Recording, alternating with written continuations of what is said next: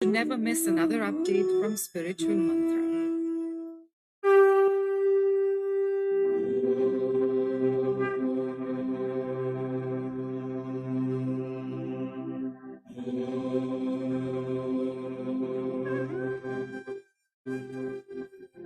To never miss another update from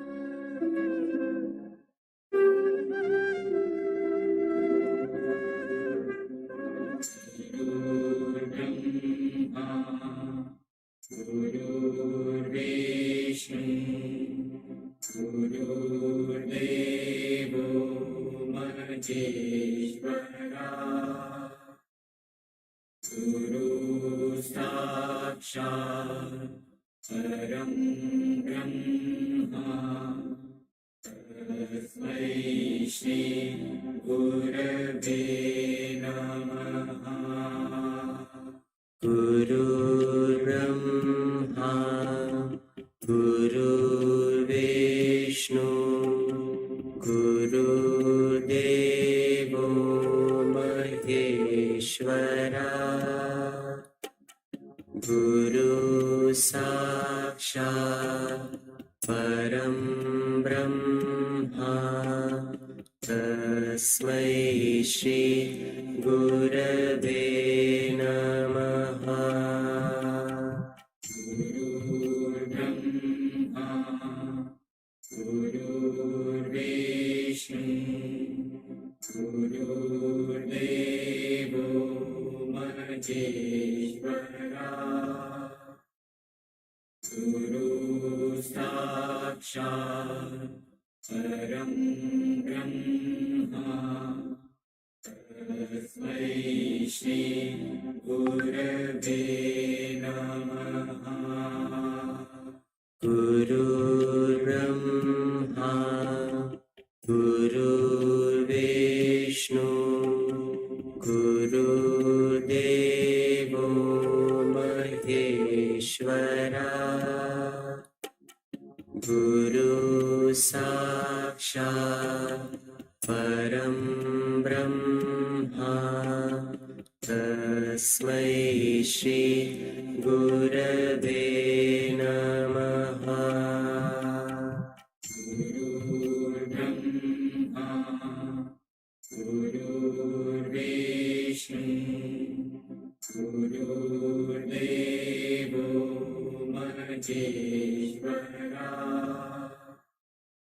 गुरु साक्षात् परं ब्रह्मा तस्मै श्री गुरवे नमः।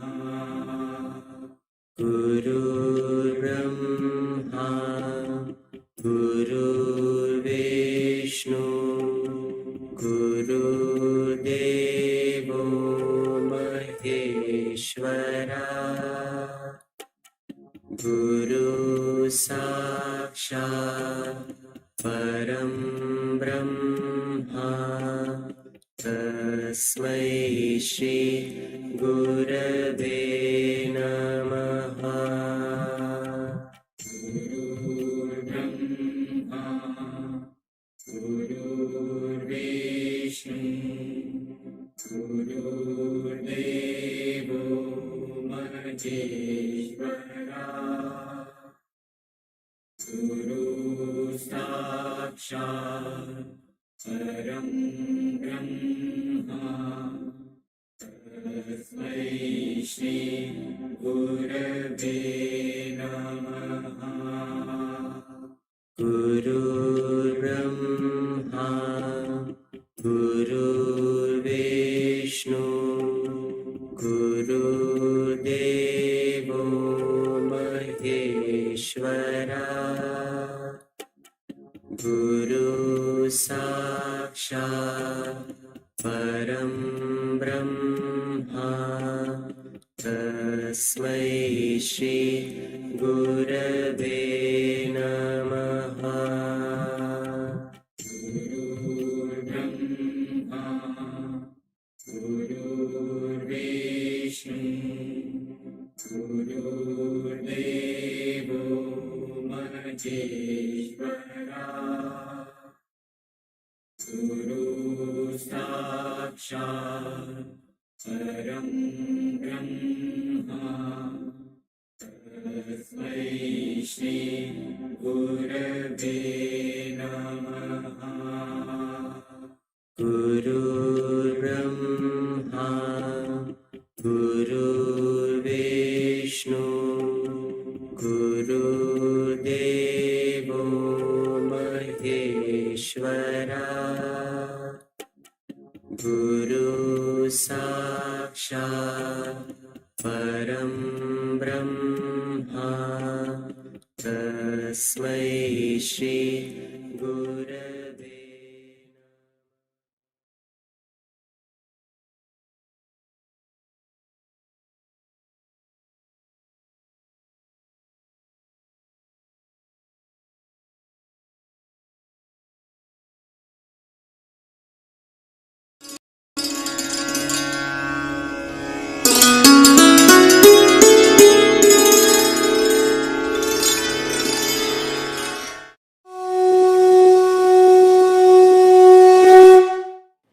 पूजनीय माता और बंधुओं, अब एक भजन होगा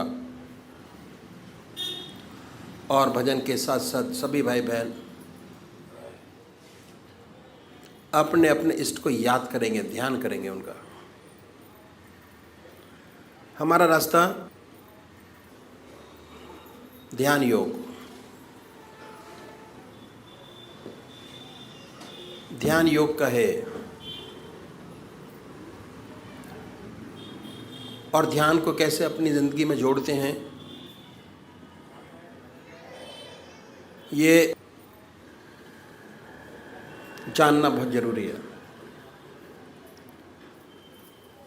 कैसे जुड़ेंगे, कैसे बढ़ेंगे इस रास्ते के अंदर,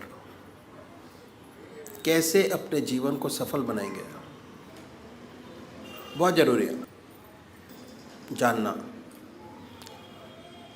सबसे बड़ी बात यह है कि हमारा देश जो है आध्यात्मिक देश है और हमारे देश में 99% लोग ऐसे हैं जो परमात्मा को मानते हैं और अपने किसी न किसी ढंग से परमात्मा का पूजा करते हैं।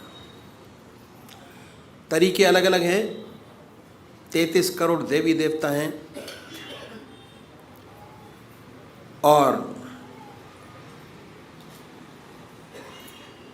हर 20 किलोमीटर पर भाषा बदल जाती है और परमात्मा का स्वरूप बदल जाता है।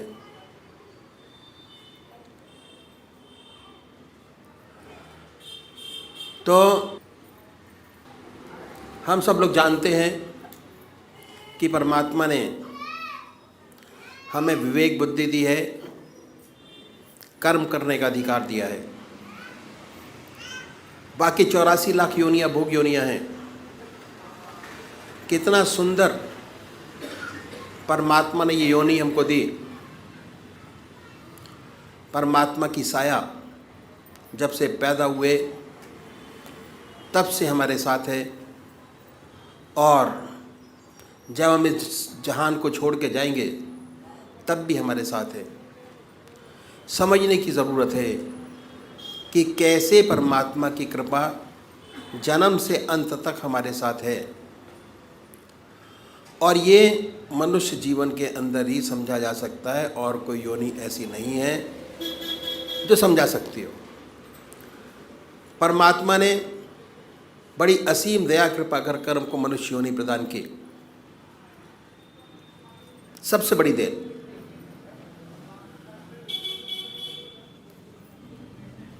और हमारे सामने हमारे कर्म जो हम पहले जन्म में करके आए, कितने जन्मों के सत्कर्म हैं हमारी आत्मा के साथ, वो ये प्रदर्शित करता है कि हमको परमात्मा ने फ्री कर दिया। बिल्कुल सब कुछ किया जा सकता है और जो आज कर रहे हैं उसका फल भोग आगे प्राप्त करेंगे। तो इसलिए जिस कर्म को पहले करके आए, अगर उसी कर्म को बढ़ाएंगे, हमारा जीवन बड़ा सुंदर, और ये जीवन क्या अगले जो जीवन होंगे वो भी बड़ी सुंदर और सुखद पूर्ण व्यतीत होंगे। ये तो हो गई, present will be very good. तो सबसे पहले हमको क्या करना है, हम मंदिर जाते हैं, भजन करते हैं, कीर्तन करते हैं, आरती करते हैं। ये पहले तरीके की पूजा है, फर्स्ट स्टेप ऑफ पूजा। मंदिर जाना, भगवान जी को जल चढ़ाना और भगवान जी को नहलाना, उनके कपड़े बनाना, भक्ति भाव, फर्स्ट टाइम पूजा पहली। इसका फ़ायदा बहुत ज़बरदस्त है, पर ये शारीरिक पूजा है। मन अपने काम में लगा रहता है और शरीर मंदिर जाते हुए, आते हुए और उस समय भी स्थिर नहीं हो पाता। दूसरा तरीका है ध्यान योग, आनंद योग, सहज योग, मानसिक पूजा, मन से। उसमें शरीर तो इन्वॉल्व होता ही है, साथ साथ मन के अंदर ये धारणा रहती है कि हमारा इष्ट हमारे सामने विद्यमान है और कंसंट्रेशन हमारा जो पहली पूजा है उससे थोड़ा अधिक बनना शुरू हो जाता है। हमारा रास्ता ध्यान योग का दूसरे नंबर का तरीका है, जिसमें मन और शरीर दोनों साथ साथ इन्वॉल्व होते हैं और कंसंट्रेशन हमारा बहुत सुंदर और अच्छा बनता चला जाता है अपने इष्ट के चरणों में। तो सबसे पहली बात कि हमको एक इष्ट का चुनाव करना है।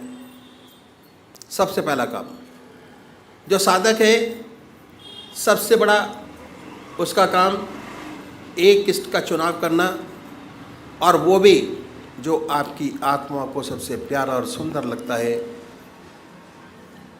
उसको चुने।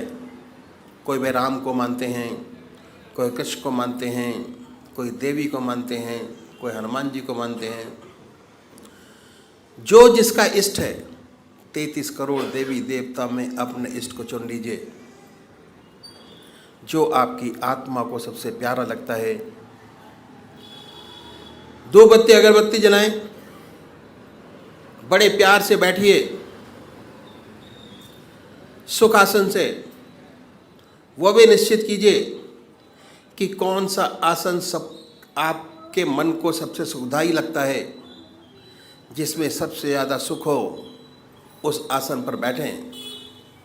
उसके बाद धूप बत्ती अगरबत्ती जलाएं, धूप दीप करें, वातावरण शुद्ध करें, मन प्रसन्न हो।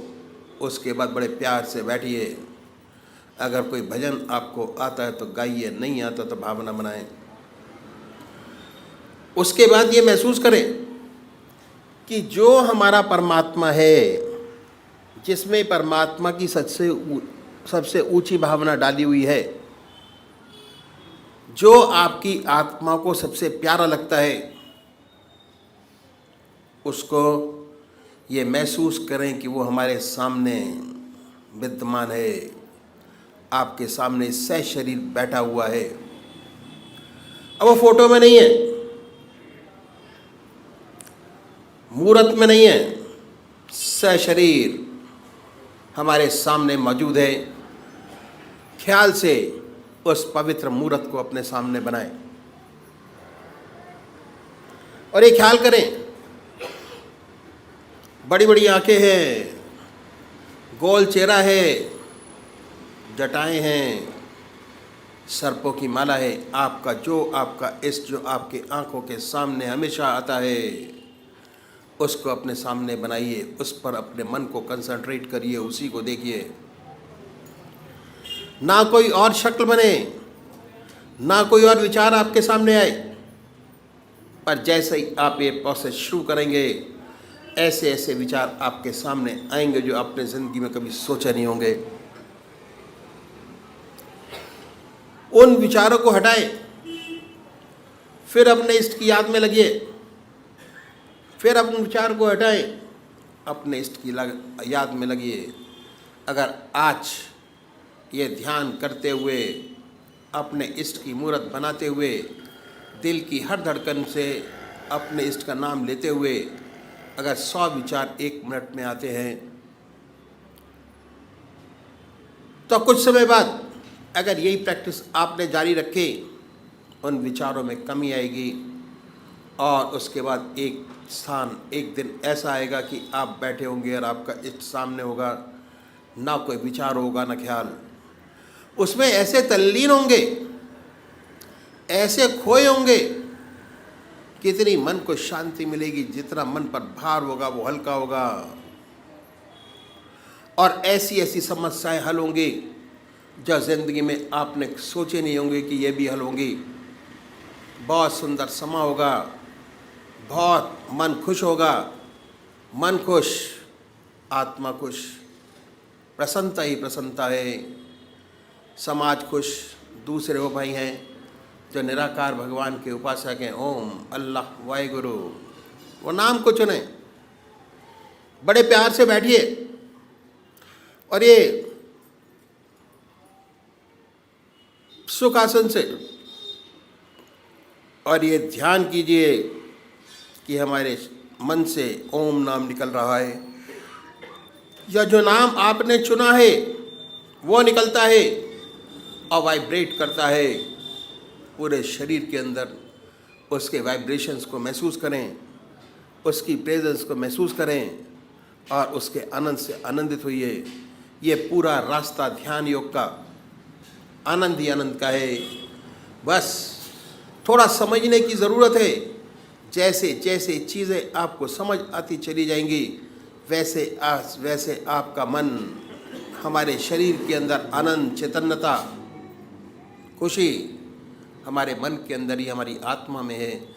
जैसे जैसे उसकी पहचान होती चली जाएगी, उसके नज़दीक होते चले जाएंगे, आप आनंदित रहेंगे और सुंदर काम होगा, समाज की बेहतरी होगी और बड़ी सुंदर अवस्था आपकी होगी।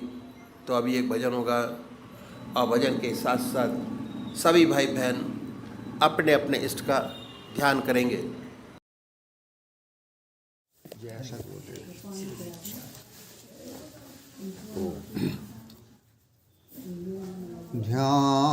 ध्यानमूलम्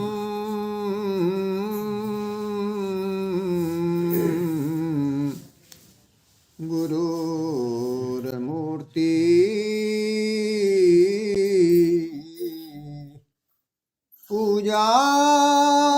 पूजामूलम्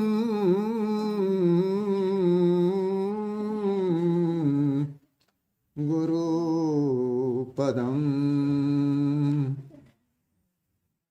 मंत्रमूलम् गुरुर्वाक्यम्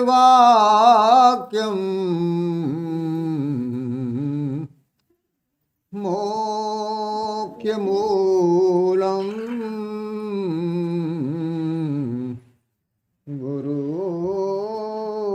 गुरुकृपा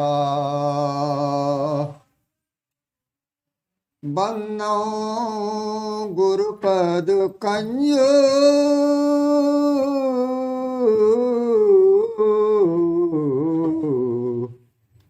कृपा सिन्धु नर रूप हरि महामोहतम पुण्यो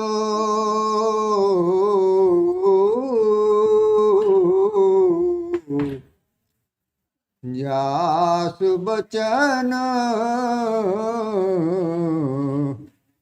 रवि कर निकर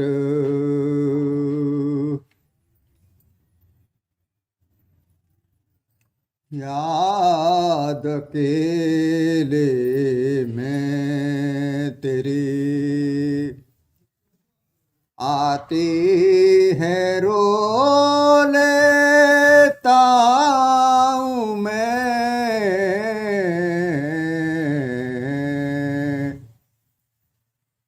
याद अकेले मैं तेरी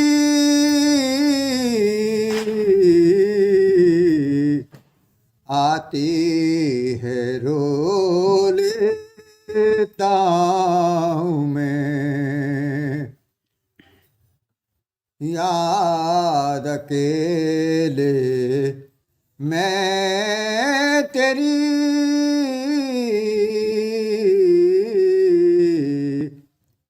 आती है रो लेता हूँ मैं।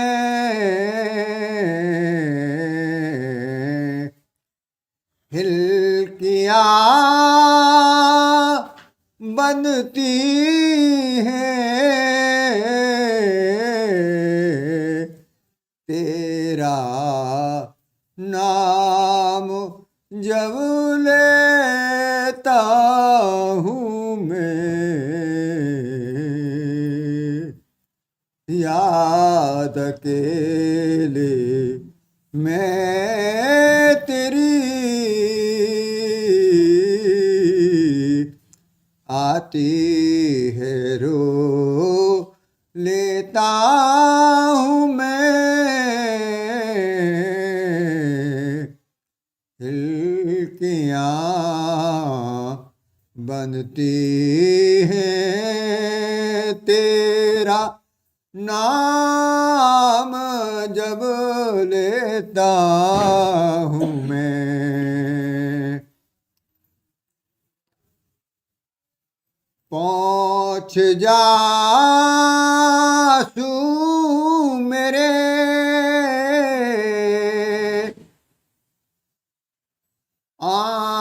आंचल से आके तू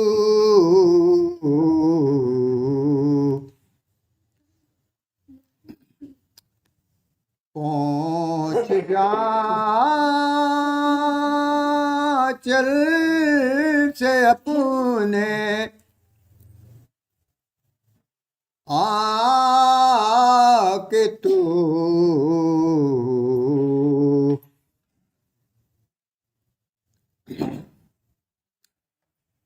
याद अकेले मैं तेरी आती है रो लेता हूँ मैं। आंसुओं से अपने मुँह अपना ही धो लेता हूँ मैं। आंसुओं से अपने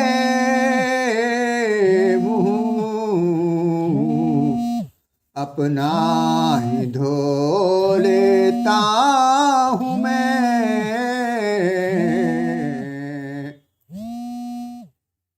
पहुँच जा आंचल से अपने आके अपने आंचल से पहुँच जा सू मेरे। याद अकेले मैं तेरी आती है रो लेता हूँ मैं।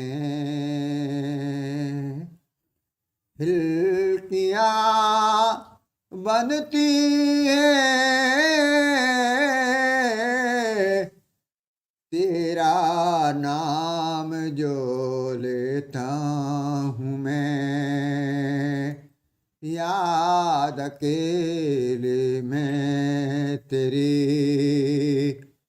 आती है रो लेता हूँ मैं। काश ये आंसू मेरे काश बस ये आंसू मेरे पड़ते तेरे चरणों में जी, इनको अपने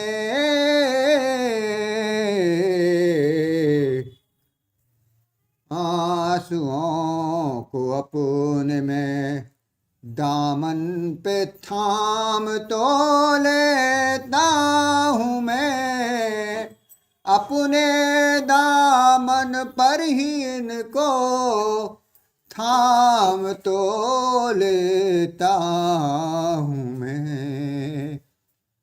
याद अकेले मैं तेरी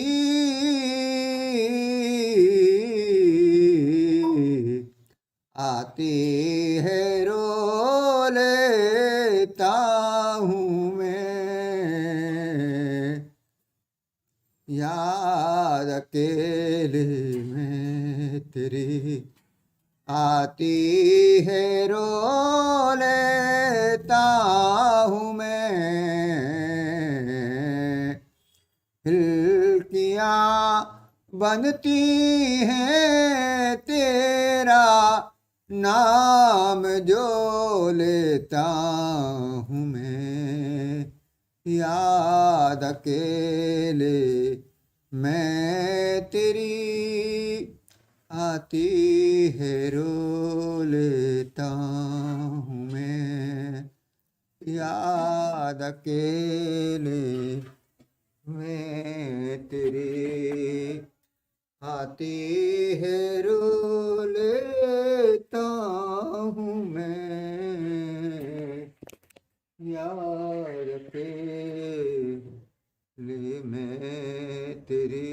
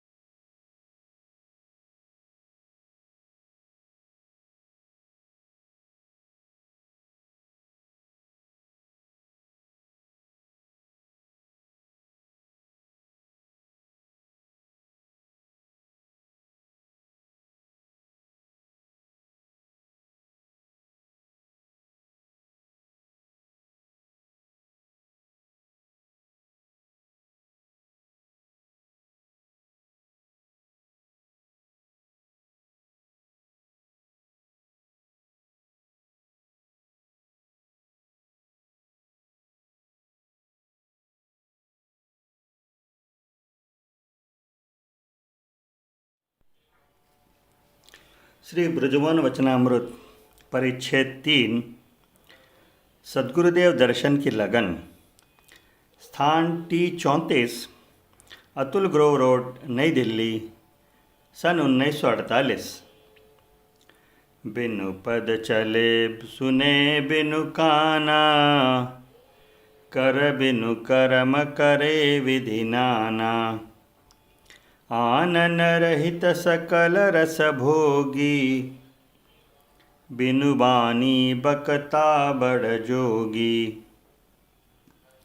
परम पूजनीय सद्गुरुदेव जी का परम पावन तथा परम कल्याण में पत्र पाकर हृदय को बड़ी सांत्वना मिली। यह पढ़कर कि आपकी पूर्ण कृपा दृष्टि इस पतित की ओर है, बड़ा ही प्रोत्साहन मिला। यह शब्द कभी कभी बुलंदशहर और कभी कभी समय निकालकर यहाँ सत्संग के लिए आ जाया करो, इससे बहुत लाभ होता है। दासानुदास के हृदय में कुरेद पैदा करने लगे। पत्र आने से लगभग आधा घंटा पहले ही प्रिय सत्यपाल जी, जो पीलीभीत से आए हुए थे, मुरादाबाद के लिए गए। इधर धर्मपत्नी को रात्रि में से बुखार हो आया। तापांश टेम्परेचर लगभग 102 डिग्री था। अब क्या करे? धर्मपत्नी से कैसे कहे कि इसका मन फतेहपुर श्री सद्गुरुदेव जी के चरणों में जाने के लिए तड़प रहा है। क्या ही अच्छा होता अगर यह पत्र श्री सत्यपाल जी के सामने आ जाता तो उन्हें ही दिल्ली रोक लेता और स्वयं फतेहपुर चला जाता। कभी कभी समय निकालकर यहाँ सत्संग के लिए आ जाया करो, इससे बहुत लाभ होता है। क्या यह सद्गुरुदेव जी की आज्ञा दास को बुलाने की नहीं है तो और क्या है? मैं तो ज़रूर जाऊंगा। क्या धर्मपत्नी को भी इसी समय रात्रि के बुखार आने को था? क्या इस पत्र को भी सत्यपाल जी के जाने के आधा घंटे बाद ही मिलना था?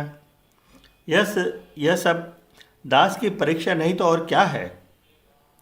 जब फतेहपुर जाने का निर्णय दास ने पूर्ण रूप से कर लिया तो फिर धर्मपत्नी से कहा, गुरु महाराज जी का पत्र मिला है, उन्होंने दास को बुलाया है।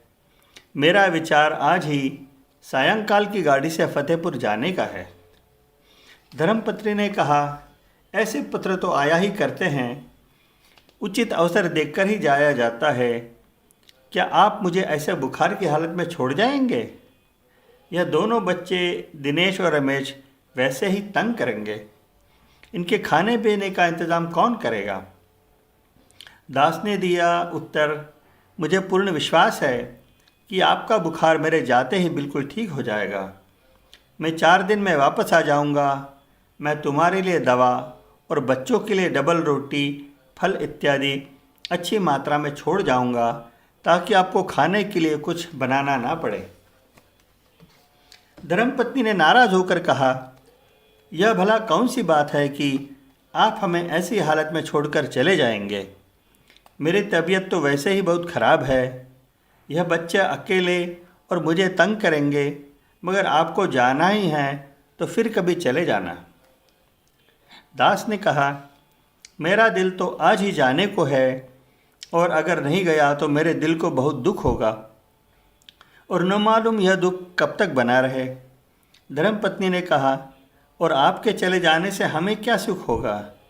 इसमें आपके दिल को दुख होने की कोई बात तो है नहीं। आपके गुरु महाराज ने यह तो नहीं लिखा कि खत देखते ही चले आओ।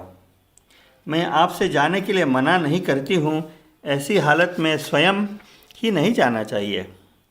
दास ने कहा, परम पूज्य सद्गुरुदेव जी ने बुलाया तो है ही, वह यह भी तो कभी नहीं किसी को नहीं लिखेंगे कि फ़ौरन चले आओ।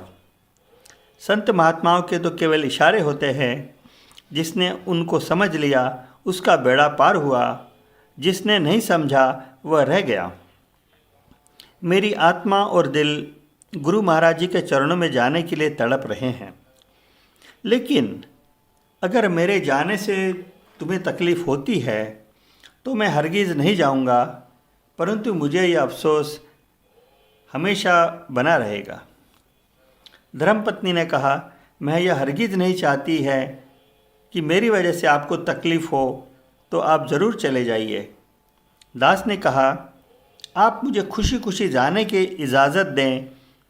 मैं फिर कहता हूँ और मुझे पूर्ण विश्वास है कि आपका बुखार मेरे रवाना होने के बाद ही फौरन ठीक हो जाएगा। धर्मपत्नी ने कहा, आप चले जाइए, सब ईश्वर मालिक है। इसके पश्चात दास दफ्तर गया और वहाँ जाकर पहला काम 4 दिन की कैजुअल लीव आकस्मिक अवकाश का इंतज़ाम किया। दफ्तर में दास का दिल सद्गुरुदेव की याद में डूबा रहा और दफ्तर के काम में बीच बीच बार बार यह ध्यान आता रहा कि कब 5 बजे और छुट्टी हो तो यह दास फतेहपुर जाने की तैयारी करे। छुट्टी होते ही दास घर गया, रास्ते के लिए कपड़े तथा एक छोटा सा बिस्तर तैयार किया। इसके बाद बाज़ार गया, वहाँ से फल बिस्कुट इत्यादि का अच्छा प्रबंध कर वापस आया और धर्मपत्नी से फतेहपुर जाने के लिए विदा ली। गाड़ी लगभग 8:30 बजे रात्रि में रवाना हुई और दास को बैठने के लिए अच्छा स्थान मिला। गाड़ी में रात्रि भर नींद नहीं आई, बल्कि इसका दिल परम पूजनीय सद्गुरुदेव जी के चरणों में एकटक लगा रहा। प्रातःकाल 6 बजे फतेहपुर गाड़ी स्टेशन पर पहुंच गई। दास उतरा और फतेहपुर शहर के लिए एक तांगे में बैठ गया। शहर पहुंचकर श्री गुरुदेव जी के मकान का पता आसानी से मिल गया और लगभग 6:30 बजे दास श्री सद्गुरुदेव जी के शुभ स्थान पर जा पहुंचा। दास ने किवाड़ खटखटाए तो आपके मुलाजिम कालीचरण ने किवाड़ खोले और सेवक का नाम और पता लेकर अंदर चला गया। 2 मिनट बाद ही आकर उसने बैठक खोली और दास का बिस्तरा अटैची उसमें अंदर रखकर दास को अपने साथ अंदर ले गया। मकान काफ़ी खुला था, सहन काफ़ी लंबा चौड़ा था, जिसके दोनों तरफ कमरे थे। परम पूजनीय सद्गुरुदेव जी अभी लेटे हुए थे। दास ने जाकर आपके चरणों पर माथा टेक कर प्रणाम किया। जैसे ही दास का मस्तक सद्गुरुदेव के चरणों में लगा, श्री दास के हृदय में यह भाव पैदा हुए, चाहे अब जीवन चला जाए, चाहे गर्दन भी देनी पड़े, पर अब यह सिर इन चरणों से कभी जुदा नहीं होगा। अब फौरन ही उठकर आशीर्वाद देते हुए चारपाई पर बैठ गए। फिर दास को पास मूड़ी पर बैठने का इशारा करते हुए बोले, जीवन देना क्या आसान बात है? सोचना आसान है, परंतु करना बड़ा मुश्किल है। परंतु पवित्र विचारों का आना भी बहुत अच्छा है। फिर मालिक स्वयं ही सब कुछ करा लेता है। इसके पश्चात दास की ओर हंसते हुए श्री ओंकार जी अपने सुपुत्र को आवाज़ देते हुए बोले, इस बच्चे का स्कूल घर से बहुत दूर पड़ता है। यह साइकिल के लिए कह रहा है, हमारे पास तो पैसा है नहीं, परंतु यह हिंद साइकिल माहवारी किस्तों पर मिल जाती है, लेकिन पहली किस्त 88 रुपये देना पड़ता है। अगर पहली किस्त का इंतज़ाम कहीं से हो जाए तो बाद की किस्तें तो हम भी देते रहेंगे। दास ने जो ध्यान दिया तो इसे याद आया, केवल ठीक इतनी ही राशि इसके सेविंग बैंक अकाउंट की किताब में जमा है। बड़ी अजीब बात है, इतने ही रुपए की किस्त भी देनी पड़ेगी। दास ने सोचा, कुछ भी कहना तो खराब है, परंतु घर पहुंचकर इस रुपये को सद्गुरुदेव जी के चरणों में भेजने का निश्चय कर लिया। इसके पश्चात आपने घर की कुशलता का हाल पूछा। दास ने कहा, सब प्रकार कुशल है, परमात्मा की कृपा है। इस पर आपने फरमाया, क्या कहा? सर्व प्रकार कुशल है? हमें तो कल रात्रि में लगभग 8:30 बजे जब तुम गाड़ी में चढ़े हो गए, बैठक में सत्संग कराते कराते तेज बुखार हो गया और सत्संग के बीच में उठकर अंदर आना पड़ा। अब इस समय तबीयत ठीक है। जब आप घर वापस जाएं तो बहू को अगर कुछ तकलीफ़ हो तो होम्योपैथी की दवा दिला देना। वैसे अब ठीक है, कोई घबराने की बात नहीं है। दास मुस्कुराया और मन ही मन कहने लगा कि मैं तो धर्मपत्नी से कह ही आया था, सद्गुरुदेव जी की कृपा फौरन हो ही गई। इसके पश्चात आपने दास को शौच आदि से निवृत्त होने का आदेश दिया। अनोखा भोजन। तन बिनु परस नयन बिनु देखा, ग्रह ग्रान बिनु बास असेखा। असी सब भांति अलौकिक करनी, महिमा जासु जाय नहीं बरनी। जैसे ही यह दास शौच आदि से निवृत्त हो पाया था कि श्री परम पूजनीय सद्गुरुदेव जी स्वयं एक बाल्टी में गर्म पानी एक हाथ में लटकाए हुए ले आए और कहने लगे, गर्म पानी स्नान के लिए है। दास ने कहा, आपने इतनी तकलीफ़ क्यों की, यह दास तो खुद ही ले लेता। आपने फरमाया, यह कायस्थों का घर है, हम लोगों में पर्दा बहुत होता है, इसलिए हर आदमी घर में नहीं जा सकता। और ऐसा कहते हुए आप घर के अंदर चले गए तथा एक लकड़ी का पटला लेकर फिर बाहर आए तथा चबूतरे पर स्नान करने के लिए बिछा दिया और फिर पूछा, और कुछ मंजन, साबुन, तौलिया वगैरह तो नहीं चाहिए? दास ने कहा, जी नहीं, यह सब सामान तो मेरे साथ है। इसके पश्चात आपने पूछा, और पानी देख लीजिए, और अधिक गर्म पानी या ठंडा पानी तो मिलाने के लिए नहीं चाहिए? दास ने पानी को हाथ से देखते हुए कहा, जी नहीं, बिल्कुल ठीक है। इस पर आप अंदर चले गए और दास स्नान करने लगा। बड़ी ही होशियारी से रहना पड़ेगा, क्या यह मेहमान है? ऐसा विचार आने पर मन कुछ सुस्त हो गया। स्नान करने के बाद गीले कपड़ों को फैला, अंदर में बैठक में कपड़े बदलने चला गया। दास कपड़े पहन रहा था और साथ साथ कमरे में लगे फ़ोटो को भी देखता जाता था। और ज्यों ही कपड़े पहन पाया कि परम पूजनीय गुरुदेव जी बैठक में पधारे और कमरे में लगे फ़ोटो को बताया कि किन किन बुज़ुर्गों के थे। फ़ोटो देखने के बाद दास ने अपनी अटैची खोली। उसमें से 2 साड़ियाँ जो दिल्ली से लेता आया था, श्री परम पूजनीय गुरुदेव जी को अर्पण करते हुए बोला, यह 2 सूती साड़ियाँ दिल्ली से पूजनीय माता जी के लिए लेता आया था, पता नहीं उनके पसंद भी आवेंगी अथवा नहीं। आपने साड़ियाँ हाथ में ली और दास को साथ अंदर आने के लिए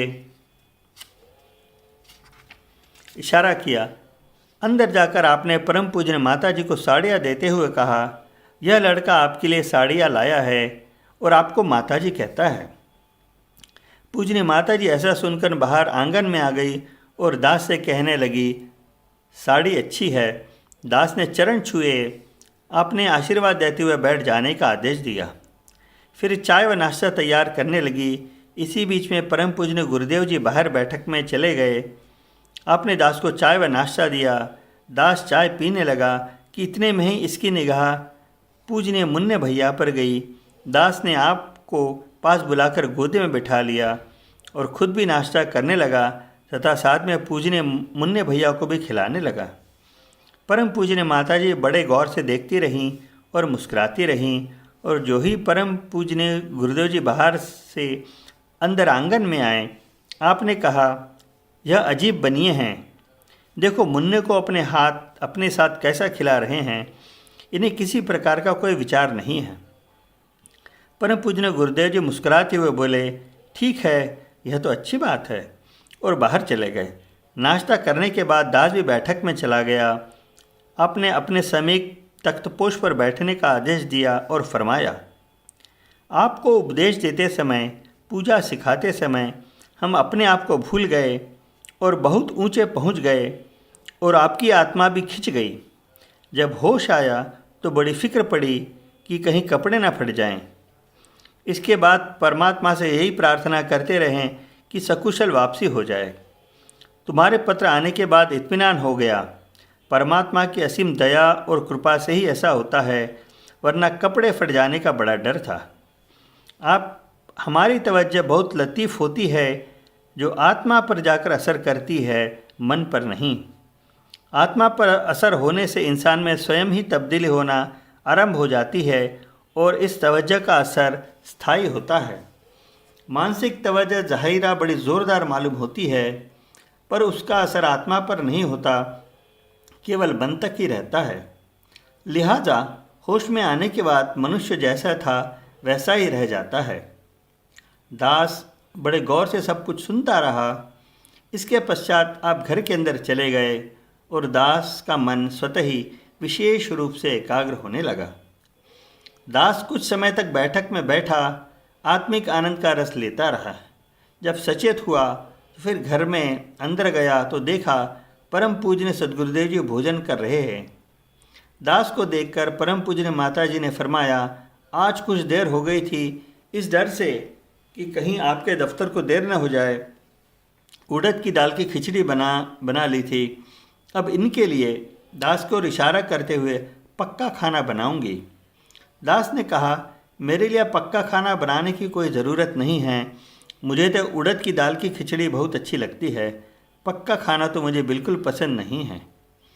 परम पूज्य माता जी ने कहा, यह कायस्थों का घर है, भला यह कैसे हो सकता है कि हम अपने मेहमान को खिचड़ी खिलावे, ऐसा कभी नहीं होगा।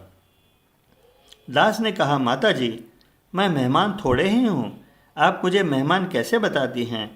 मुझे तो खिचड़ी बहुत अच्छी लगती है, मैं तो खिचड़ी ही खाऊंगा।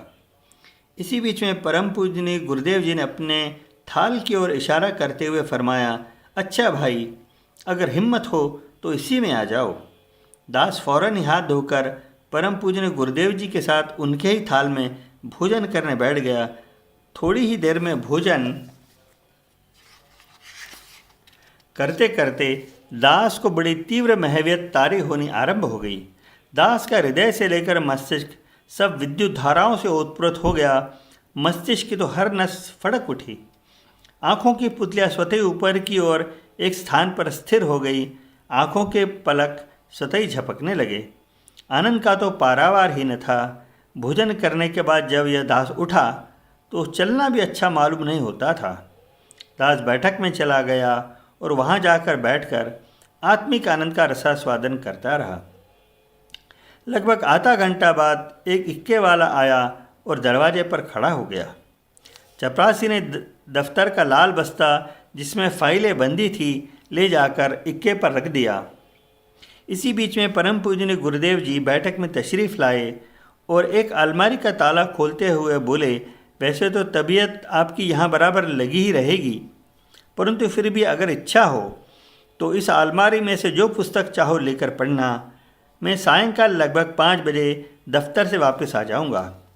दास ने कहा, बहुत अच्छा, और सादर नमस्कार कर फिर बैठ गया और आत्मिक आनंद रस में डुबकी लगाता रहा। जब बैठे बैठे थक गया तो इसी आनंद रस को चूसते चूसते लेट गया। बड़ा ही मज़ा आता रहा। लगभग 2 घंटे लेटे रहने के बाद फिर बैठ गए ध्यान जनित आंतरिक आत्मिक आनंद का पान करता रहा। लगभग 4 बजे सायंकाल दास को होश आया तो फिर ख्याल आया कि किताब तो इसने कोई पढ़ी नहीं। परम पूजनीय गुरुदेव जी से अलमारी में से पुस्तक पढ़ने का आदेश दे गए थे। ऐसा विचार कर इसने अलमारी खोली और उसमें से जून सन 1939 का संत जो उसके सामने पड़ा निकाल कर पढ़ता रहा। परंतु आंतरिक ध्यान इतना अधिक जमा हुआ था कि 4-5 मिनट पुस्तक पढ़ने के बाद ही झपकी आ जाती और यह भी ध्यान नहीं रह पाता था कि क्या पढ़ा था। कई बार तो पुस्तक ही हाथ से छूट गई।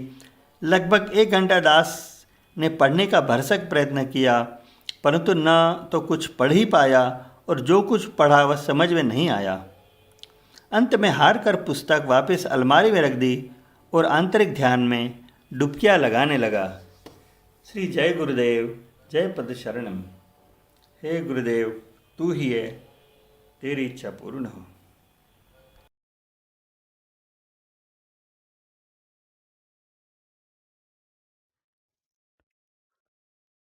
ओम जय सदगुरुदेव, जय पद शरणम। श्री जपू जी तथा सुखमनी साहिब। श्लोक। सच्चे रब को जान ले, सतगुरु वह कहलाए, नानक हर गुण गाए कर, सिख को पार लगाए। अष्टपदी 18। सदगुरु अपने सिखों की खुद आप हिफाजत करता है, सदगुरु अपने सेवक पर हर आन इनायत करता है। सदगुरु अपने सिखों का कुल मैल कपट धो देता है। गुरु के मुंह से सुनकर रब का नाम जबां से लेता है। सतगुरु अपने सिखों के सब कैद और बंधन तोड़ेगा। सदगुरु का जो चेला है शहवानी लज्जत छोड़ेगा। सतगुरु अपने सिखों को हक नाम की दौलत देता है। सतगुरु का सिख अपने गुरु से अच्छी किस्मत लेता है। सतगुरु दोनों जग में अपने सिख को नेकोकार करे।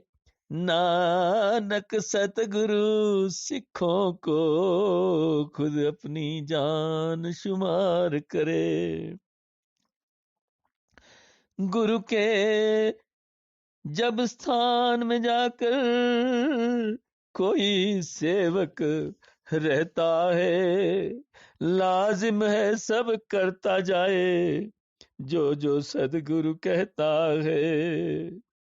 नाम की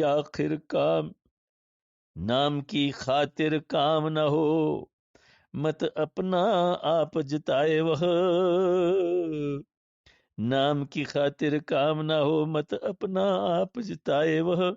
हरदम रब का नाम जपे और उसमें ध्यान जमाए वह। सदगुरु को मन अपना देकर मन का मोल चुकाता जाए। ठीक उसी के काम हो सारे, जो चाहे सो पाता जाए। फल की ख्वाहिश दूर करे, जो काम करे निष्काम करे। आखिर उसको रब मिल जाए, रब के जो सब काम करे। रब की कृपा जिस पर होगी, रहम उसी पर फरमाएगा। रब की कृपा जिस पर होगी, रहम उस पर फरमाएगा। नानक अपने गुरु से सेवक आप हिदायत पाएगा। बिसवे सदगुरु जिसको अपना सेवक मानेगा, पाएगा परमेश्वर को, वह हाल खुदा का जानेगा। सच्चा वह सदगुरु है, जिसको नाम का हरदम ध्यान रहे। ऐसे गुरु के सदके जाओ, जान उस पर कुर्बान रहे। जितने माल खजाने हैं, लोगों को बख्शिश करता है। 8 पहर वह पाक प्रभु की उल्फत का दम भरता है। बंदा रब में, रब बंदे में, जात से बाहर जात नहीं। वो वाहिद है जात खुदा की, इसमें शक की बात नहीं। चालाकी से पाए न उसको, चतुराई से हाथ न आए। ऊंचे अच्छे भाग हो जिसके, नानक ऐसा गुरु पाए। गुरु का दर्शन फल देता है, मन को पाक बनाता है।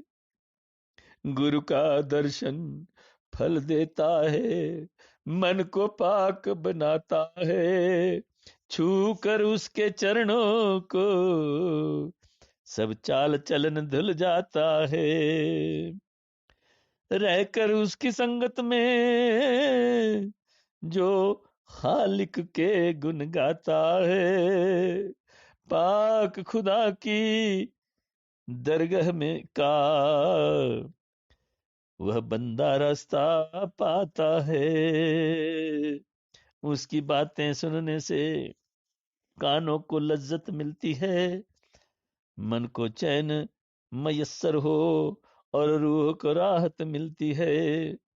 कामिल सदगुरु जिसका मंत्र लाफानी कहलाता है, अमृत उसकी आंखों का मूर्ख को संत बनाता है। गुण उसके बेअंत है नानक, उनका मोल न पाएंगे। गुण उसके बेअंत है नानक, उनका मोल न पाएंगे।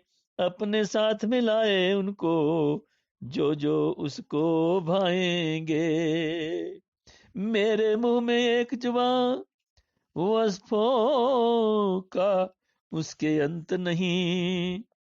कामिल आकिल सच्ची हस्ती उस जैसा भगवंत नहीं। फानी की क्या ताकत है, लाफानी की तारीफ बताए। वह आली वह मख्फी हस्ती, चिंता उसके पास न आए।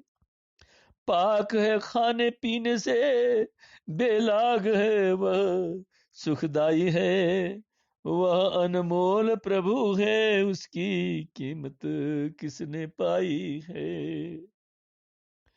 संत अनेक उसी के आगे हरदम शीस झुकाते हैं।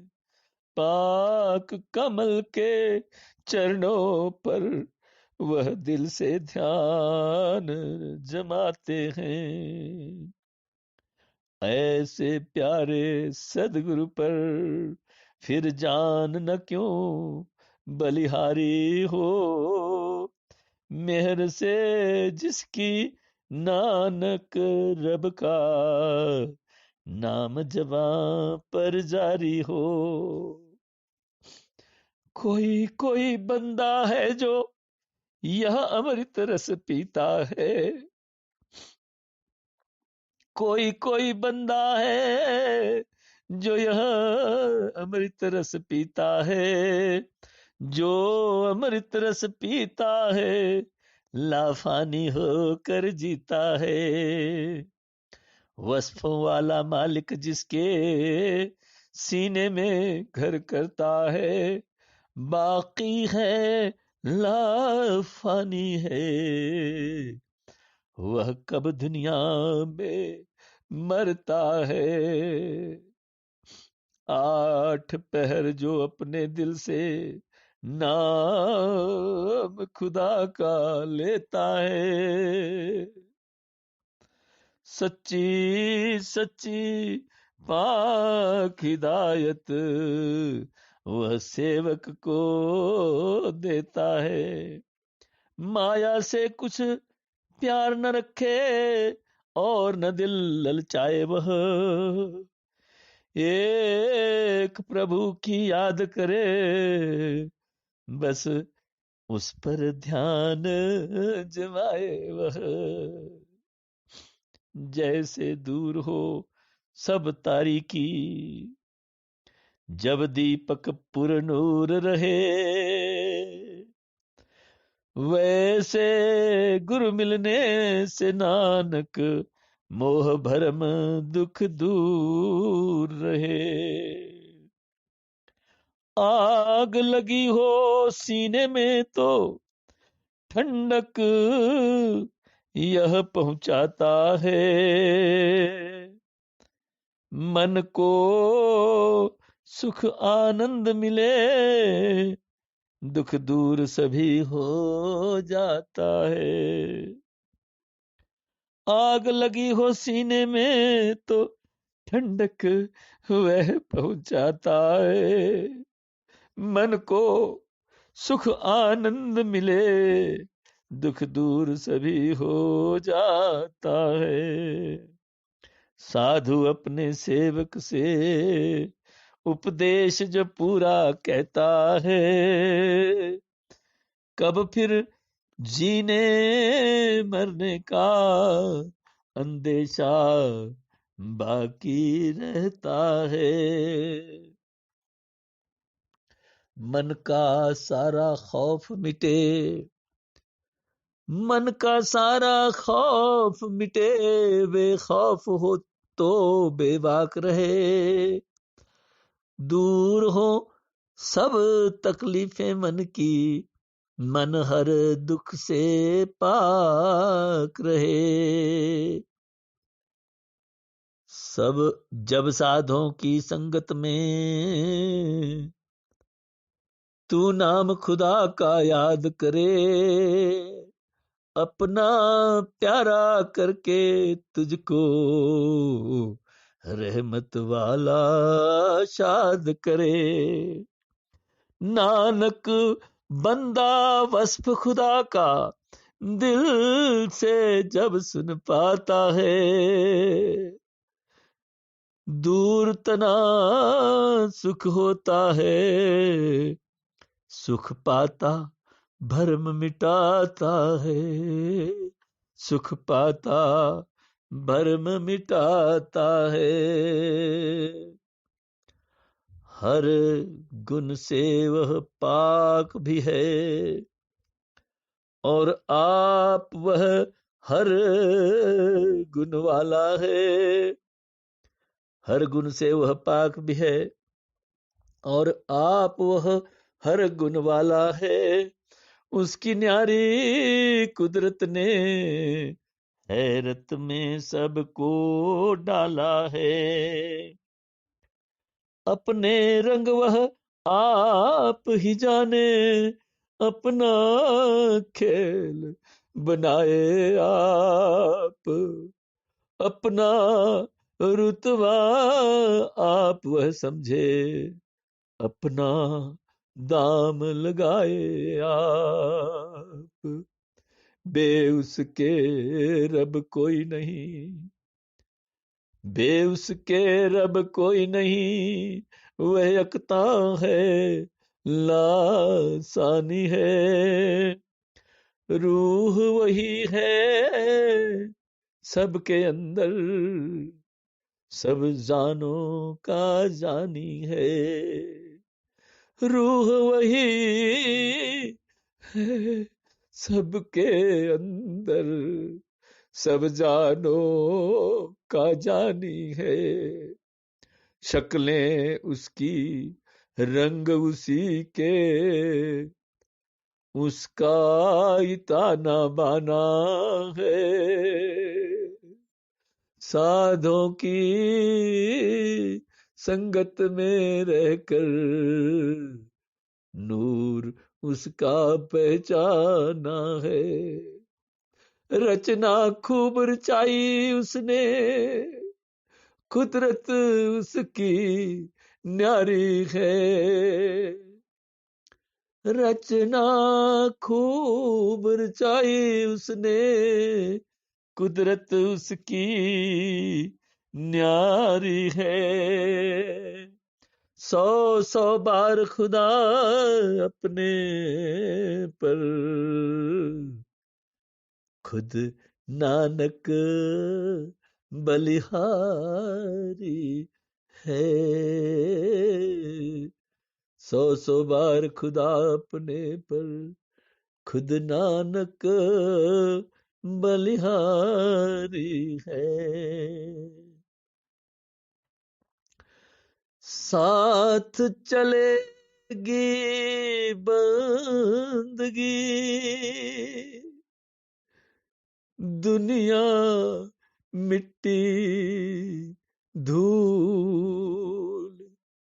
हर दम याद खुदाई की, नानक धन का मूल।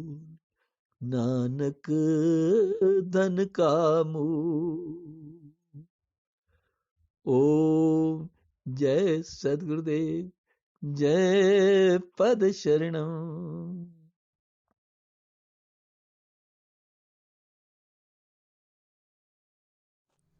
ओम जय सद्गुरुदेव, जय पदशरणम। पुरजन परिजन प्रजा गुसाई, सब सुचि सरस स्नेह सनाई। राउर बधी बल भव दुख दाऊ।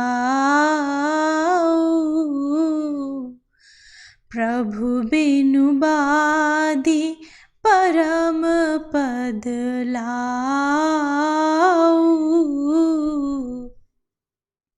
हे स्वामी, नगर निवासी और कुटुंब के लोग सब आपके सुंदर प्रेम और नाते से पवित्र हैं।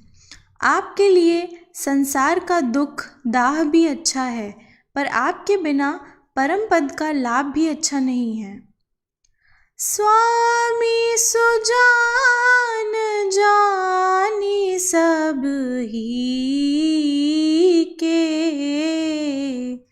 रुचि लाल सारहेन जन जी के। प्रणत पाल पाल ही सब काऊ। देव दुहो देसी और निभाऊ।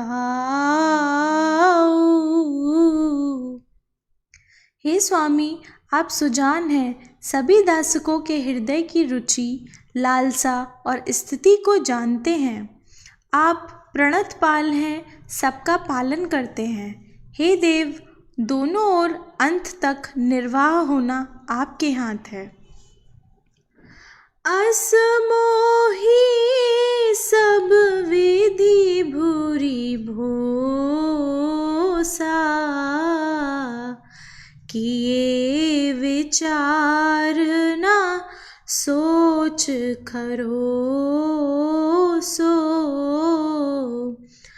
आरती मोर न्याथ कर छो, दुहु मिली कि नहीं ढीठ हटी मो। मुझे इस प्रकार का सब तरह से बड़ा भरोसा है, विचार करने पर थोड़ा सा भी सोचा नहीं है। मेरे दुख और आपके प्रेम दोनों ने मिलकर मुझे हट करके भ्रष्ट बना दिया। यह बड़ दोष दूरी करे स्वामी, तजी संकोच से कही अनुगामी। भरत बिनय सुनी सब ही प्रशंसा, चीर नीर विवरण गति हंसा। हे स्वामी, यह बड़ा भारी दोष दूर करके संकोच को त्याग कर इस अनुगामी दास को शिक्षा दीजिए। भरत की विनय को सुनकर सब ने उनकी प्रशंसा की। दीन बंधु सुनि बंधु के बचन दीन छलहीन, देश काल अवसर सरिस बोले राम प्रवीण।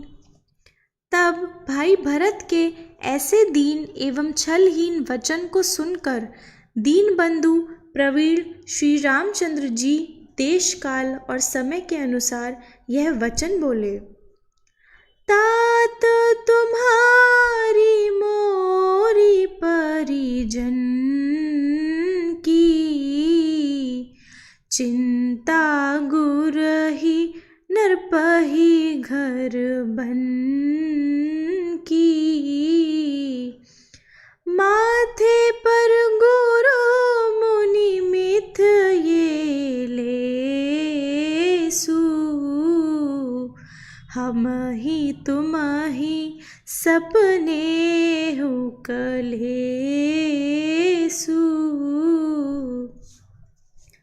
हे तात, तुम्हारी मेरी कुटुंब घर तथा वन की चिंता तो गुरु जी और राजा जनक को है।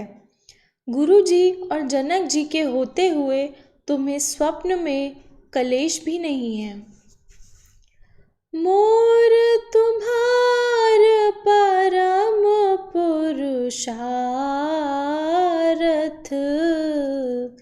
स्वार्थ सुजस धर्म परमारथ।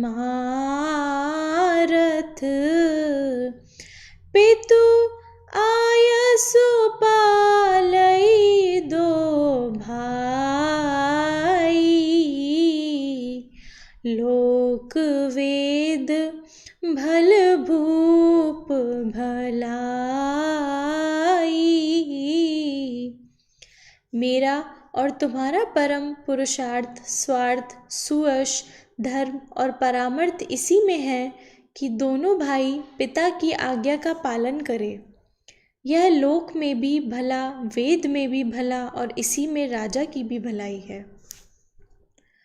गुरु पितु मातु स्वामी सिख के पाले, चलत सुगम पग परथ न खाले।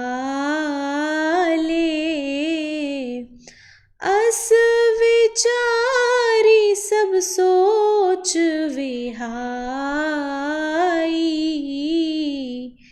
पालहु अवध अवधि भरी जाई।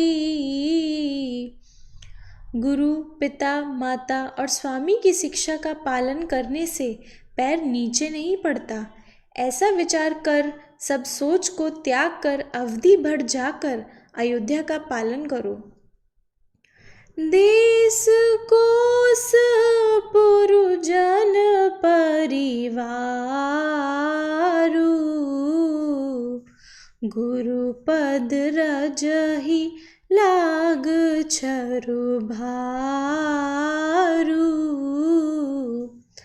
तुम मुनि मातु सचिव सिख मानी, पालेहु पोहमी प्रजा रजधानी।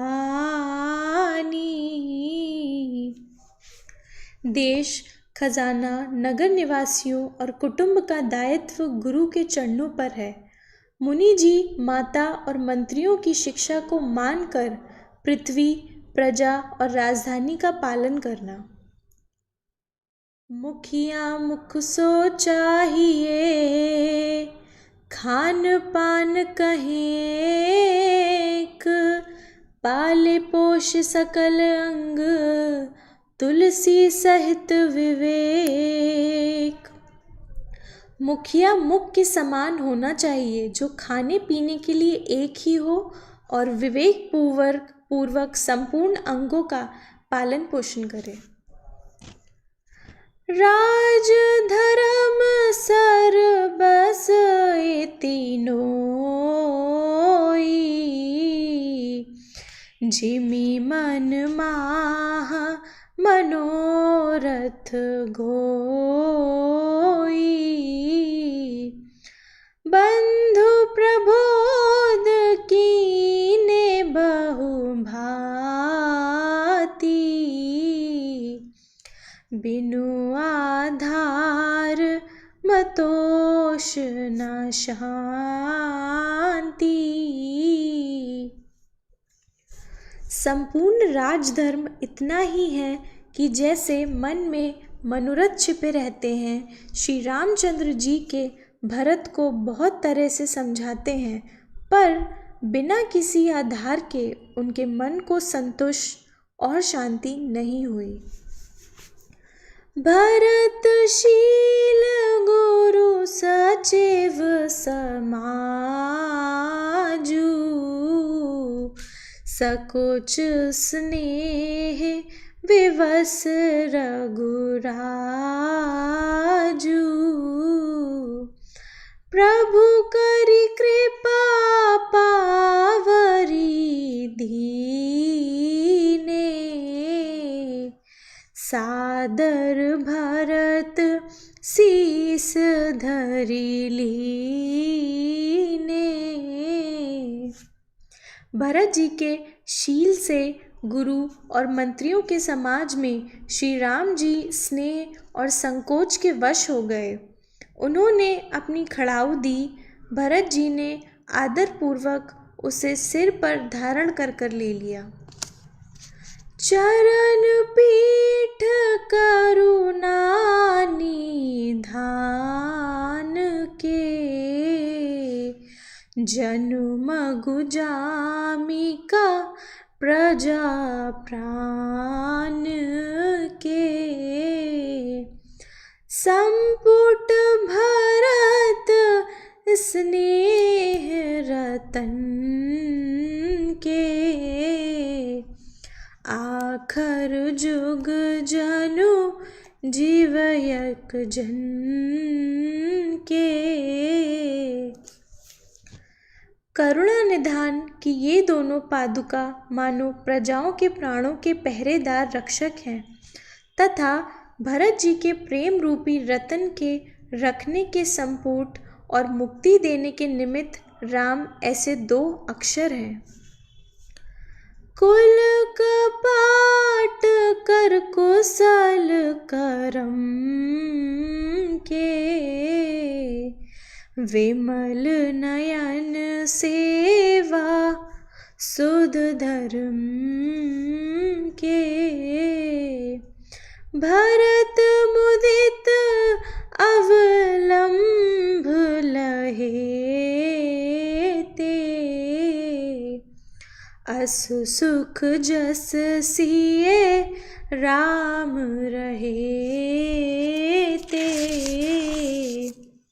कुशल कर्म के दो हाथ हैं और सेवा तथा सुधर्म के मानो पवित्र नेत्र हैं।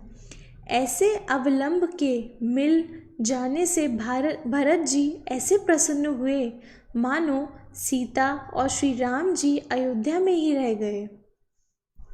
मांगे हूँ बिदा प्रणाम करी, राम लिए उरलाई। लोग चाटे अमरपति, कुटिल को अवसर पाई। जब भरत जी प्रणाम करके चलने को विदा मांगे तब तो श्री राम जी ने उनको छाती से लगा लिया। उसी समय कुटिल इंद्रदेव को अवसर पाकर लोगों के मन में उच्चाटन कर दिया।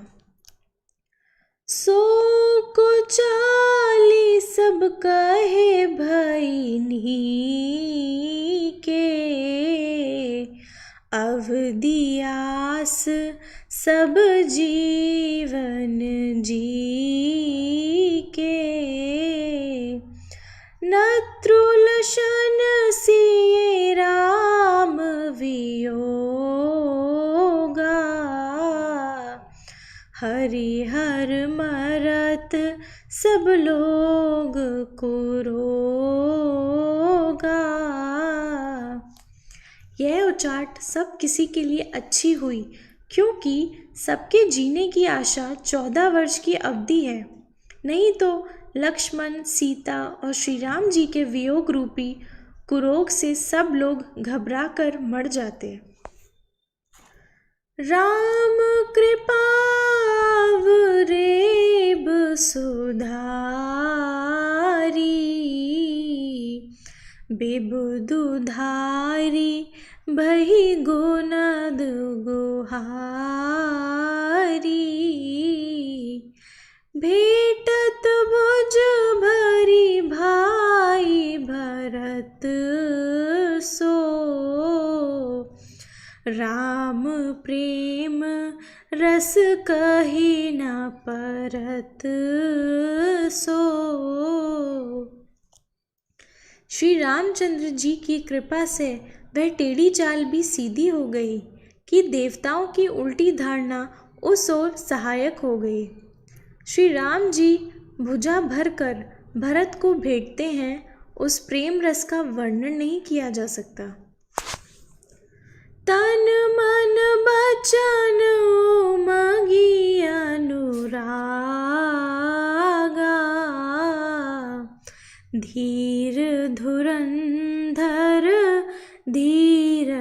त्यागा। बारिज लोचन मोचत भारी, देखी दशा सुरसभा धुकारी।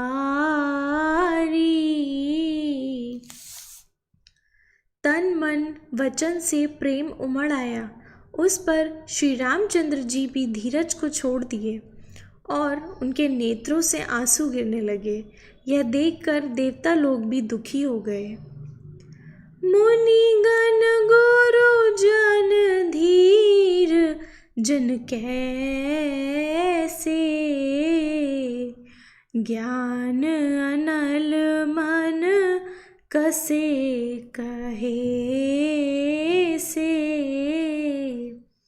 जे विरंची निर्लेप पाए, पदम पत्र जिमि जग जल जाए।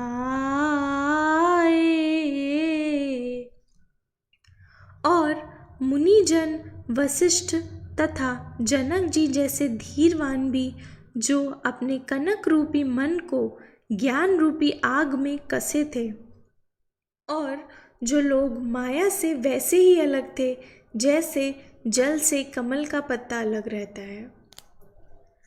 तेहु बिलो की रघुबर भरत, प्रीत अनूप अपार। बहे मगन मन तनु बचन, सहित विराग विचार।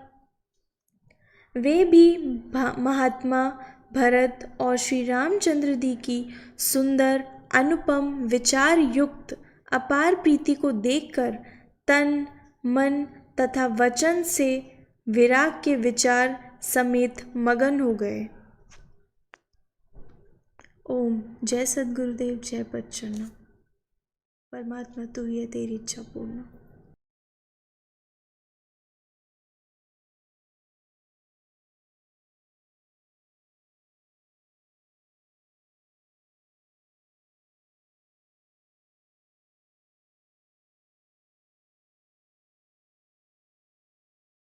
हे दीनबंधु दयालु भगवान, दुख भय संशय हरन, जगमोह जाल कराल है।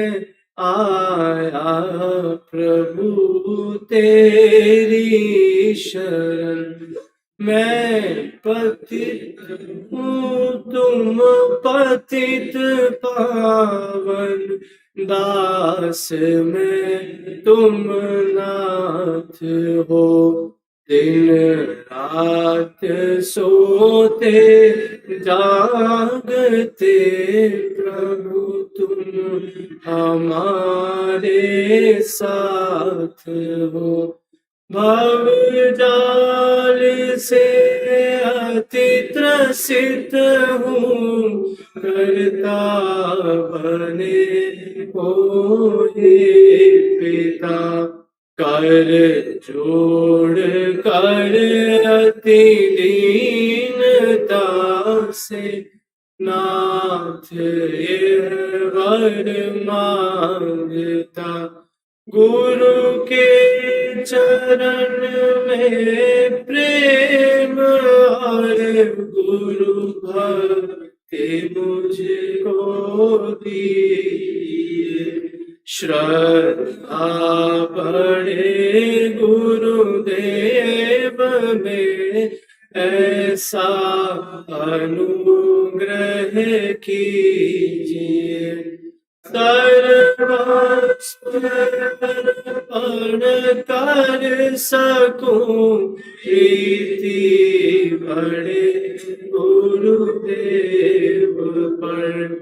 जो ही भूमि पर गुरु चरण हो, आंखें बिछाऊं और बोलूं तो गुरु चर्चा करूं और मौन पर गुरु ज्ञान हो। सोते में गुरु का स्वप्न हो, जगते में गुरु का ध्यान।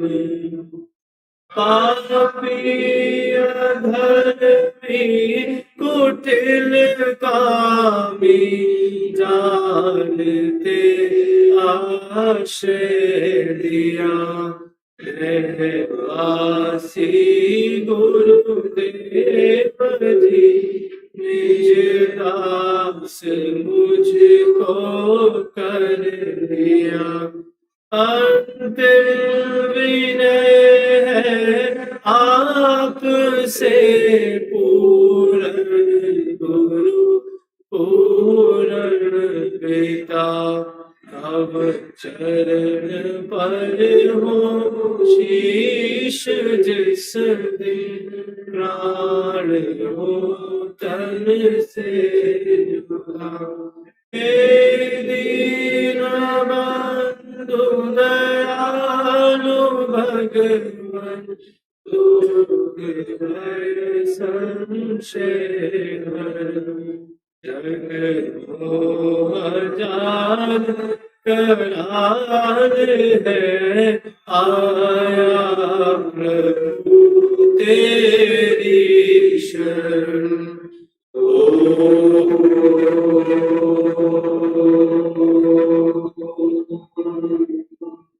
शांति शांति शांति।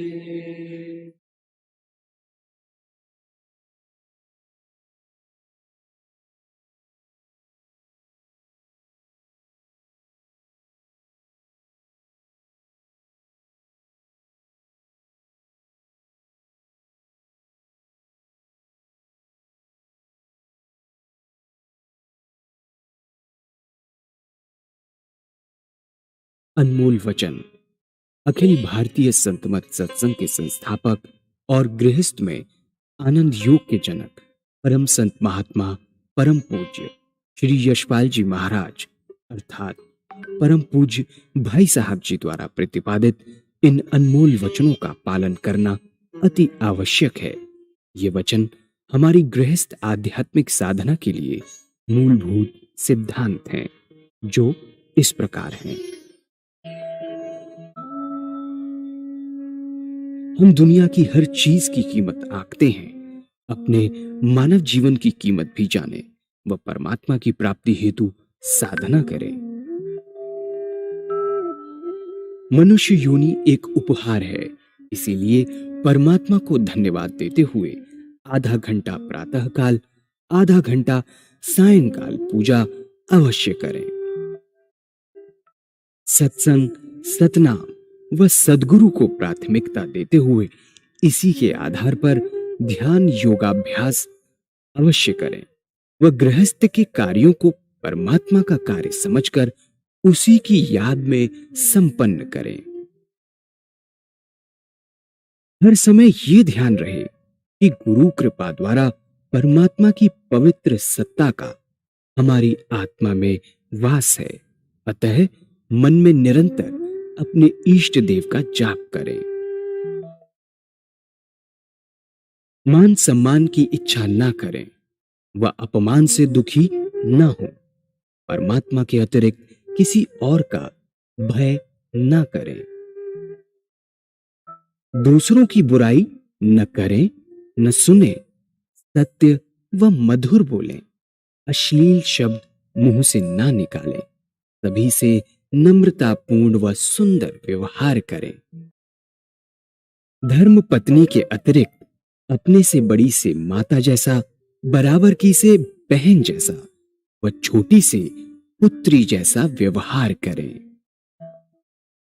सांसारिक जीवन यापन की आवश्यकताएं अंतहीन हैं, इसीलिए अधिक से अधिक समय सत्संग में व धन परोपकार में खर्च करें। याद रखें, न स्त्री माया है, न धन दौलत, न ही परिवार। माया वह है जो हृदय को परमात्मा से दूर हटा दे। अतः निरंतर सत्संग और सद्गुरु की शरण में रहने का प्रयास करें। भोजन अपने इष्ट को अर्पण कर प्रसाद रूप में परमात्मा की याद में करें। रात्रि में सोने से पहले अच्छे बुरे कार्यों का आत्मनिरीक्षण कर उसका समुचित पश्चाताप करते हुए ध्यान करें। वह प्रभु की गहरी याद में ही विश्राम करें। परमात्मा तू ही है, तेरी इच्छा पूर्ण हो।